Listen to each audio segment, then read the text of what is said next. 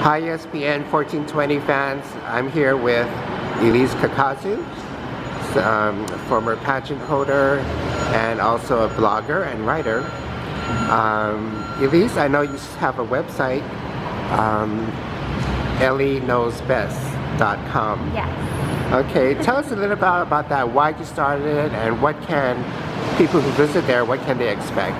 Okay, so I've always wanted to be able to reach a larger community and audience for just tips, advice on life, or whether it be style, beauty, health, or just things that you can apply into your everyday life. And so I decided to launch my website this year, EllieKnowsBest.com. And what's awesome about it is that I can just really share my life story and the things that I've gone through in my life with other people, hoping that they can take bits and pieces of it and apply the lessons that I've learned along the way.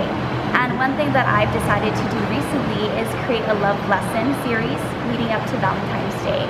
And I'm hoping to share my relationship tips that I've learned through having a 10-year relationship with my fiance Armando, and so I want to share them with you now. Okay, that's great. Thank you so much for doing this. Why don't you share just, maybe 3 tips with us? What will be lesson number 1?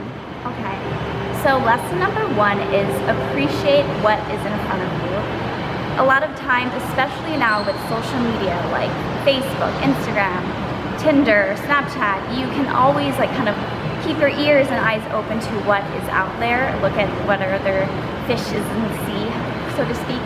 But a lot of times it's important that if you have someone worthwhile and of value, you need to appreciate them and just value the person that you have in your life. And so the second tip is to do things that you both enjoy, an activity. Find an activity you both like to do and do it often. For me, and I first started dating Armando, I was like, we have nothing in common. Like, I'm the girly girl, I like to shop, and he's the more the athletic kind of guy. But we realized that one thing that we like to do in common is go hiking. And so we always try to do hikes, especially for holidays, like 4th of July when we're both off. Then we like to just do that together, and it's all about creating lasting positive memories together. So if you're in a bit of a rough spot in your relationship, you can think back about it and say hey, we have a good relationship, it's just a bump in the road that we can work through. And so the third tip is to make sure that let your significant other breathe. That is key.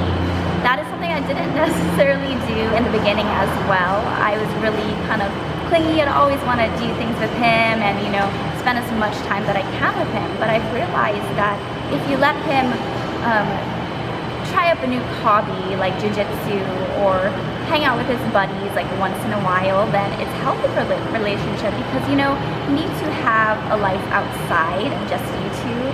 You need to be able to be independent, but when you're together, you're more appreciative of the time that you have when you have some time away from each other. So those are 3 tips that you can definitely utilize in your relationship to make it last and make it sure that you're having a healthy relationship, because it's hard these days to maintain a long, healthy relationship. But you can do it as long as you have a few of these tips in mind. And I know that you all have different relationships and no one's perfect. That's important to realize, is that we all have our flaws, and we need to accept that, but we all need to be working towards better improving our lives and ourselves.